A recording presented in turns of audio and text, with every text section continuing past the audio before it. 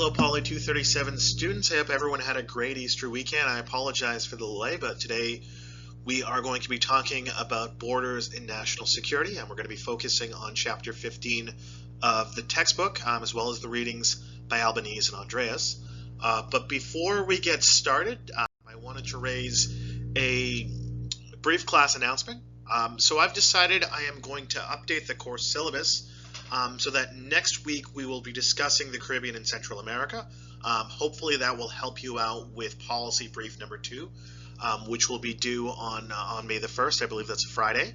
And we'll push our lecture on First Peoples back to the week of April the 27th. And remember, we're all planning to discuss the film Roma in congruence with our lecture on the First Peoples. So we'll now be doing our discussion question about Roma on the week of April the 27th. So if you can watch it, then I would be grateful if you did.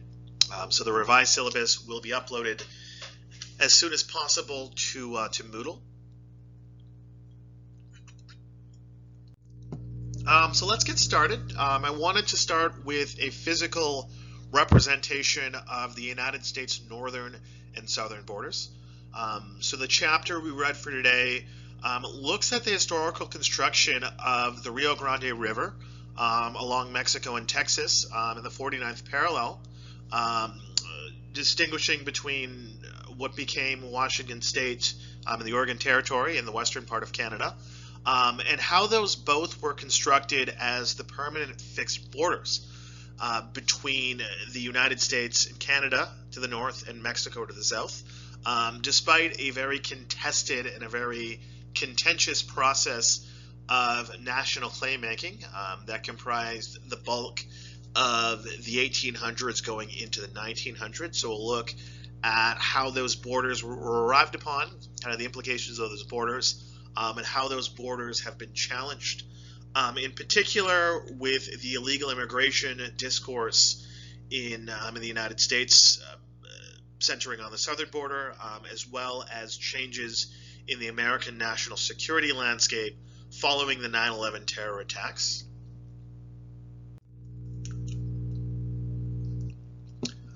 So within international relations, which is very much the framework that the authors use here, which is very much the analytical framework that the authors use, borders are a very loaded and contested concept. You have two dominant views of what borders are and what they do. By far and away, the most conventional view is the realist view, is that borders are relatively fixed and clearly demarcated lines that separate one state from another. And quite importantly, what goes on within a set of national borders is that an individual state will establish a claim of sovereignty and identity. So just to give you a brief synopsis of realism, realism begins with the starting point of an anarchical, lawless global system in which the only legitimate actors are clearly defined nation states that are defined as such by borders, by the existence of permanent and fixed borders. So borders play a very important role in the realist definition of the state, which is the primary actor within realist theory. But opposing this is the critical view. Critical theorists are they're very big on reality, and the notion that what we view as a fixed reality is actually a constructed one that we've collectively abstracted using our powers of imagination and our powers of conceptualization. So borders in this view are man-made abstractions that evolve and are reinterpreted over time, and that those reinterpretations reflect a prevailing balance of political powers.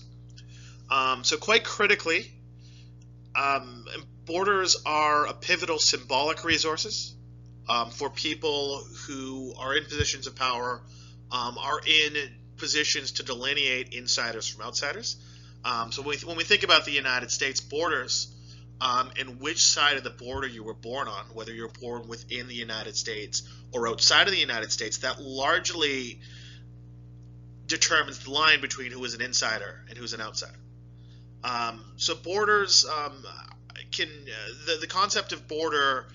A border in the critical view goes well beyond concrete land checkpoints, goes well beyond the set of checkpoints and fences and border crossings that would separate one country from another, and gets into a more abstract definition, getting into things like airport screening regimes.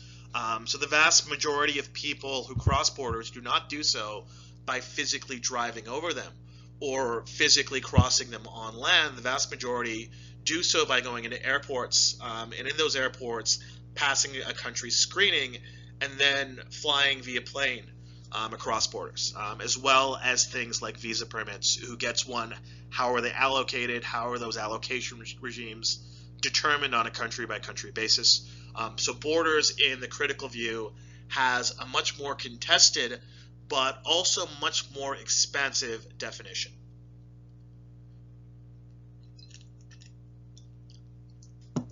And another critical definition from the outset is that of a nation. So going on the influential Benedict Anderson definition, which some of you may already be familiar with, a given nation is an imagined community that flourishes within the borders of the state. So you have two related but distinct concepts in a state and a nation. So states and nations are different things, but in many respects they're mutually constituted. And in many respects they rely on one another. They're symbiotic concepts. So for instance here, people who reside within the borders of the United States of America, we think of them as Americans. We think of us as Americans in terms of our nationality.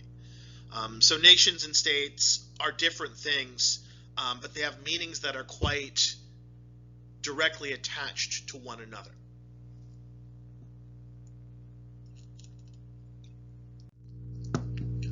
And a related process that both reinforces and transcends the concept of borders is that of globalization, which is a very distinct process of neoliberal, market-oriented integration that entails the selective reinforcement of borders on somewhat of an arbitrary basis, on the basis of who has power and who is determined worthy to cross a border and who is not. So the border discourse in particular reveals a core contradiction of the neoliberal paradigm of globalization, in that neoliberalism casts crossing the border as both a good thing and a bad thing, depending on who or what is doing it. So what is good is when licit goods, capital, and skilled labor cross borders. Again, that sets into motion different countries being able to capitalize on their comparative advantages. That creates profit and revenue-making opportunities for both governments and private firms. That's a good thing when you have that type of economic integration and those products and those individuals crossing borders. But it's at the same time, it's a bad thing when illicit goods, so like drugs, like trafficked human beings, like arms, like like weapons, like illicit weapons, as well as illicit individuals, bad actors, terrorists, unskilled workers, people who are going to be a drain on the system. When those things and those people cross borders, it's a bad thing. So within the concept and the framework of neoliberalism, borders are a very confounding puzzle. They're a central source of ambiguity and contradictions. So one way around this is the liberal institutionalist approach, which calls for rules-based international organizations like NAFTA that can tame the inherent anarchy of the global system and foster cooperation even within that anarchy, by subjecting all partners to the regime, to the same set of rules, irrespective of their individual economic and strategic capabilities. And that what that does is it creates a set of rational expectations among state partners, which ultimately forms a basis for trust and mutual recognition. So that's one way around this kind of realist anarchy, and in particular, the puzzle that that develops in terms of borders, and how borders can be navigated in a world where borders where people and goods crossing borders can be both a benefit and a threat.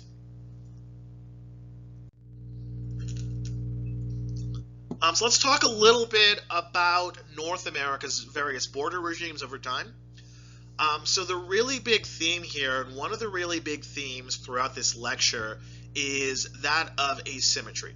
At a large part, for the most part, when we're talking about borders here in the United States, we're talking about Mexico and Canada reacting to maneuvers that have been made by the United States. So sort of in constructing North American borders and enforcing North American borders, it's very much been the United States that has been the principal actor and the prime mover.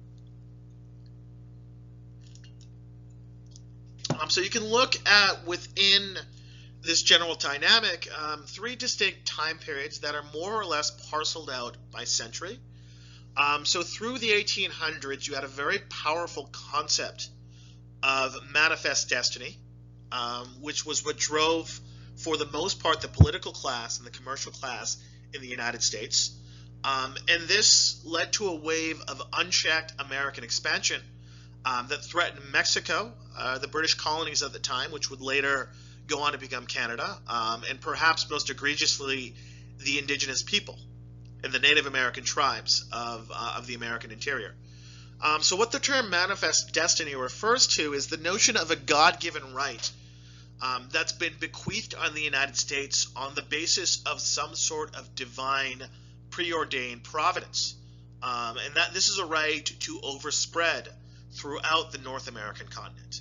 So the North American continent was constructed as very much the United States for the taking, and this concept was operationalized most directly through the Polk presidency, which, as we talked about early on the semester, Polk was the president that initiated and won the war against Mexico, and it was during this period of time that the 49th parallel to the north and the Rio Grande to the south were set as the fixed borders that delineated American identity, Canadian identity, and Mexican identity.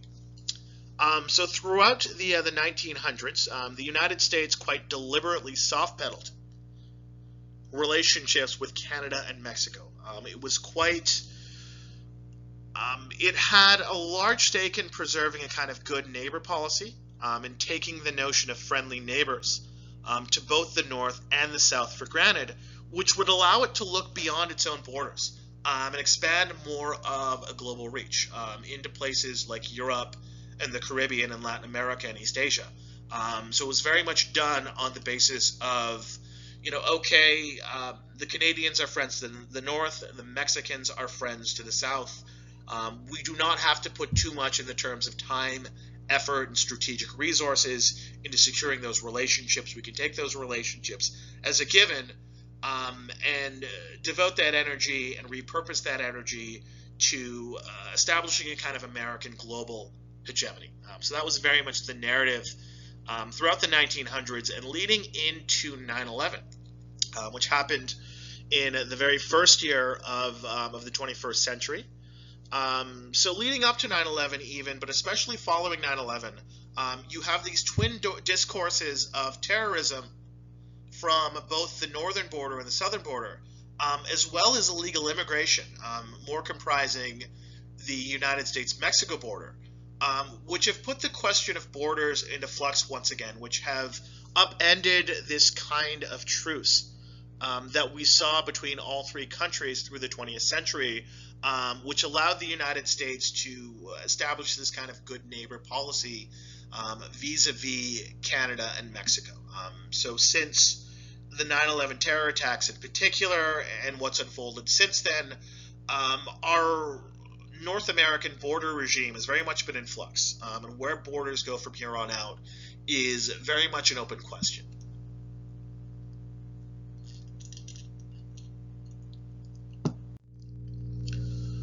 So within this contested and fractured paradigm, you come across two competing continental visions for what borders are for what the future of a North American continental arrangement would look like. On one end of the spectrum, you have this notion, this waning but still prominent notion of some type of a unified North American community. That integration in the economic realm that we've unleashed through NAFTA will create a kind of logic of its own and a kind of functionalism of its own, leading to a steady progression to a Europe-style congruence, to sort of a Europe-style experiment with pooled sovereignty and shared governance. So one model that has been proposed as a model for free movement within Canada, the United States, and Mexico has been a Europe-style Schengen zone, which is what they call the free movement area. Whereas if you have a European Union passport, and once you've gotten into Europe through common borders, you can travel kind of through the European countries more or less at will. So that's been something that has been proposed as a potential model for North America. So among the strongest backers of this vision was sort of logically and understandably Vicente Fox, the neoliberal sort of center-right Mexican president between the years 2000 and 2006. So he, as we discussed in class, he was a very successful corporate executive for Coca-Cola. Before inheriting the Mexican presidency, he's been a strong advocate of moving towards even deeper continental integration under a very kind of market-oriented neoliberal auspices. So it makes sense that this is the vision of a North American community that he would gravitate toward. And on the other end of the spectrum, and this is a vision that has been favored by neoconservatives, especially following 9/11, but it even had a constituency before then, is the idea of homeland security. So the idea of globalization pushing forth an even stronger reassertion of strong territorial borders encasing bounded national spaces. Given the fact that globalization has ushered in an even stronger and more insidious group of threats, thinking about not only terrorism, but let's say pandemics like COVID-19. So I mean, as you have unprecedented mobility across the world, you have a deeper and even more existential and terrifying group of threats, which calls for doubling down on the notions of borders, and borders protecting kind of national homeland population. So this was a very prominent frame in George W. Bush's exclusionary post 9/11 rhetoric, in which he often framed things as the United States and allied countries against everybody else. If you're not with us, you're with the terrorism. If you're not with us, you're with the axis of evil. It was a very kind of divisive and a very black and white rhetoric that followed the 9/11 terrorist attacks. And this has arguably been echoed and it's been built upon in now President Trump's America First framing. The way we do borders, the way we do trade, it is going to first and foremost benefit the American people. So there's kind of an exclusionary definition in both of those constructions of us versus them.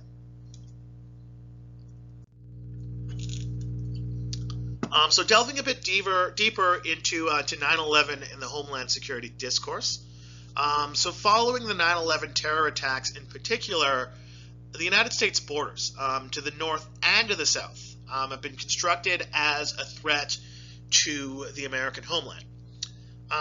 So the narrative here is that feeble Canadians who are too politically correct to call out the scourge of Islamic radicalism, as well as inept Mexicans who lack the administrative capabilities to properly secure their border, they were allowing dangerous Islamists, potentially, to flood into the United States. So neither Canada nor Mexico were upholding their end of the deal in terms of border security. That gave the United States pretense to act unilaterally and do it for them, because their incompetence and their failure was beginning to threaten the livelihood and the way of life of the American homeland. So this was very prominent in the very rhetoric, the types of words and the types of frames that George W. Bush and the members of his administration used. So invoking terms like homeland and patriot, They promoted a very distinct view of the American people, who the American people are, who the American people are not, and what the American way of life ought to be. So this exclusionary ethos, it was embodied and institutionalized in the creation of the Department of Homeland Security, which at the time was the largest of the American cabinet agencies. So the Department of Homeland Security at that point absorbed 22 separate agencies from a number of different cabinet offices. So the groups that were ultimately absorbed into the DHS umbrella, included Customs Enforcement, the Immigration and Naturalization Services, as well as the Transportation Security Authority, which I'm sure most of you know undertake, for the most part, airline screening and airport security. So this became this massive Goliath of a cabinet agency, and very much embodied and encapsulated and institutionalized this very exclusionary and loaded framing of the notion of a homeland.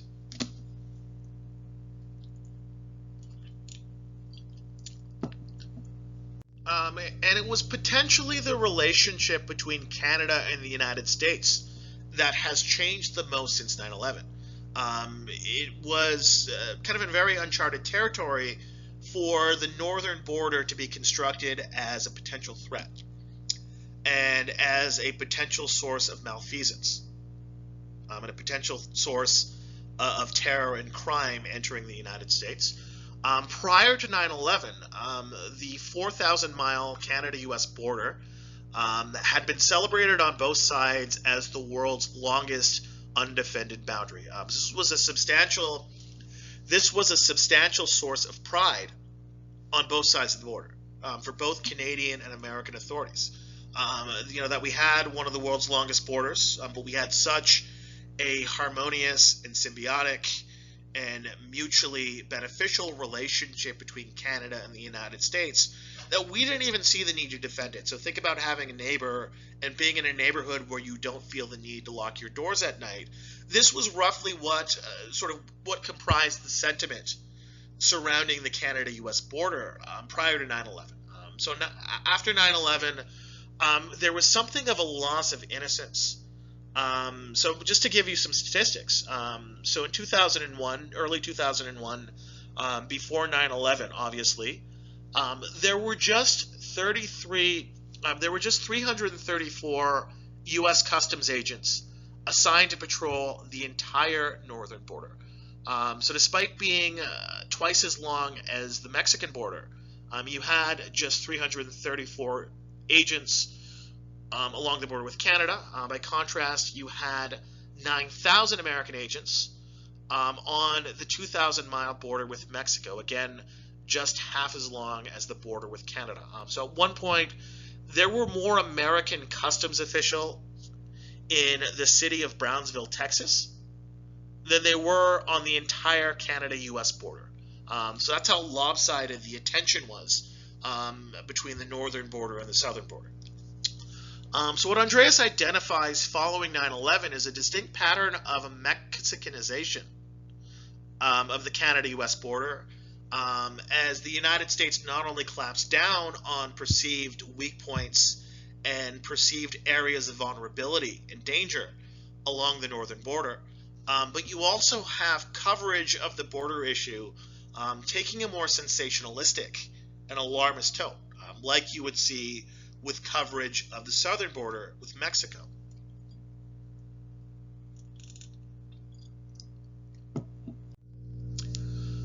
So following 9/11, the communities that got hit the hardest were Canadian communities that were along the American border and depended on American business dollars and tourist dollars to stay afloat.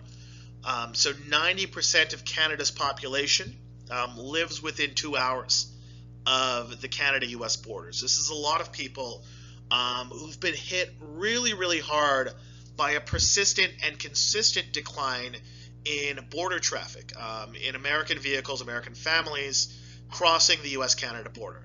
So border traffic fell steeply following the 9/11 attacks, and has still never recovered to pre-9/11 levels. So following 9/11, on both sides of the border, both in terms of Americans entering Canada, but also more importantly trying to go back into the United States.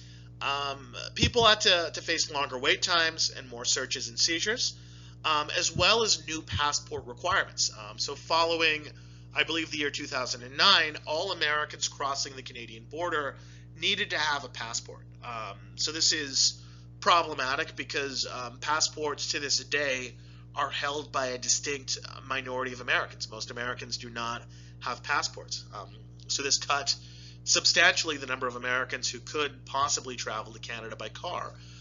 So we've really seen, a calamitous economic situation and a calamitous decline in business opportunities for a number of Canadian communities that are situated along the Canada-U.S. border.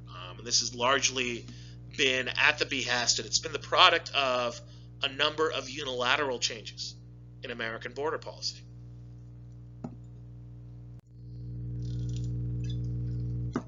So when we think about how borders have evolved since 9/11, it can be best understood in light of the relationship of asymmetric independence that exists between the United States and Canada on one side and the United States and Mexico on the other side. And if anything, this relationship has gotten more lopsided and more asymmetrical since NAFTA came into effect. So you had a kind of nominal harmonization of border policies, but it was quite clear to those on all sides it was ultimately the United States that has been pushing the agenda, and it's the United States that has been pushing a kind of my way or the highway type of approach to negotiating border settlements and border policies. So again, this gets at a problem of asymmetric independence. Mexico and Canada's economies, respectively, cannot persist, are dead in the water without the continued engagement and continued market that the United States provides. Mexico and Canada are certainly important to the United States and important to America's bottom line, but at the end of the day, the United States can survive just fine without them. Being the global hegemon and having a number of very profitable economic and trade relationships with a number of countries throughout the world. It wouldn't be a great look, and it would certainly be a short-term hit to the United States. But the United States could, at the end of the day, survive just fine without an economic partnership with either one Canada or two Mexico. So you have the three countries stemming from this very asymmetrical bargaining situation. They launched a security and prosperity partnership in 2005. The dynamic here is a simultaneous reinforcement of borders, accompanied by additional measures carried out away from them. So when we think about things like increasing monitoring with drones, increasing intelligence sharing, coerced intelligence sharing between Mexican and Canadian and American intelligence agencies. So you have an entire apparatus and an entire infrastructure that goes well beyond the physical borders that separate the three countries. So it is, in some respects, a problematic dynamic. It is a very asymmetrical dynamic that's given the United States more or less free range in Canadian and Mexican domains of jurisdiction.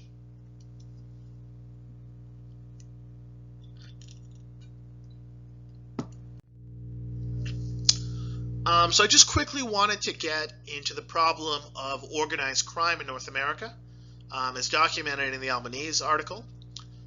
So Albanese observes that North America's geographical location, its borders by both land and sea, and its links to narcotic-producing Latin American countries, as well as its high standard of living, all of these things in concert, combine to form a desirable location for organized criminal activity. And for the most part, organized crime, both within and without the North American continent, it is a demand-driven activity. So gangs here, they benefit from domestic laws criminalizing contraband and criminalizing illicit goods and services. So they traffic in things like contraband, gambling, prostitution, all things that are criminalized to some extent in all three NAFTA countries. So it's ultimately that criminalization that gives organized criminal enterprises an opportunity to fulfill unmet demand. So what one of the prominent patterns that Albanese observes is what he calls an ethnicity trap. That coverage of organized criminal enterprises, it tends to focus on the ethnic backgrounds of members as opposed to what these enterprises actually do.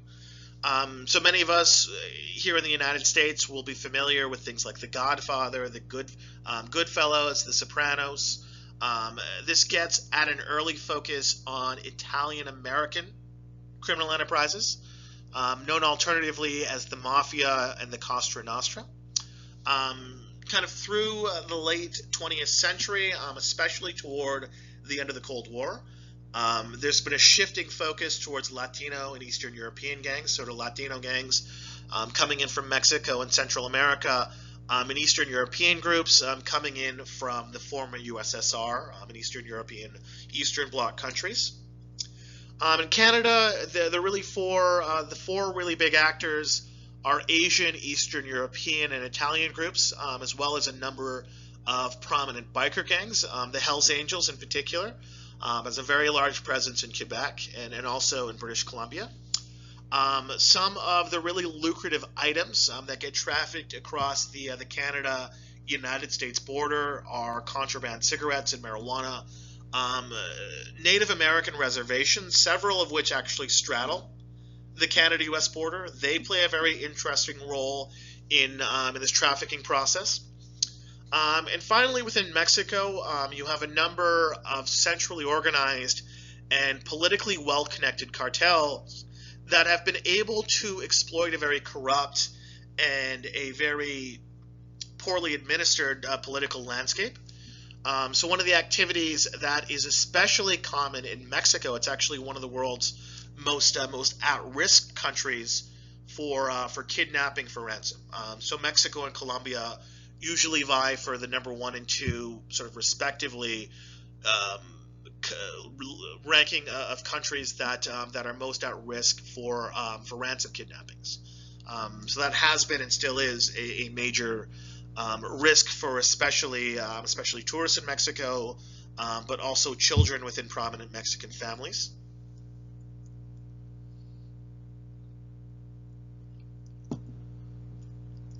So I wanted to focus on one gang in particular, and this is a gang that's been getting a lot of coverage in American news. I might return to them next week when I talk about Central America in more detail. But the group I am referring to, of course, is the Mara Salvatrucha, or MS-13. So this is quite interestingly, because it's been constructed as a Central American gang.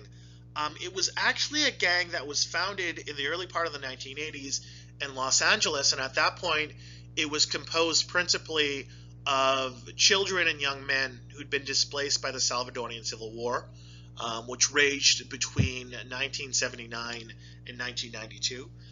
One of the bloodiest, if not the bloodiest, war to take place in the Western Hemisphere in the second half of the 20th century. In the 1990s, in opposition to quite overwhelming pressure from Mexican gangs in and around Los Angeles, Mara Salvatrucha began to take in members from the Guatemalan and Nicaraguan communities, at which point it changed its name to MS-13. So the 13 comes from M being the 13th letter of the alphabet. So its motto here is kill, rape, and control. So a very, very threatening and obviously alarming motto. However, for the most part, here in the United States, MS-13 violence and bloodshed has largely been confined within the Latino community.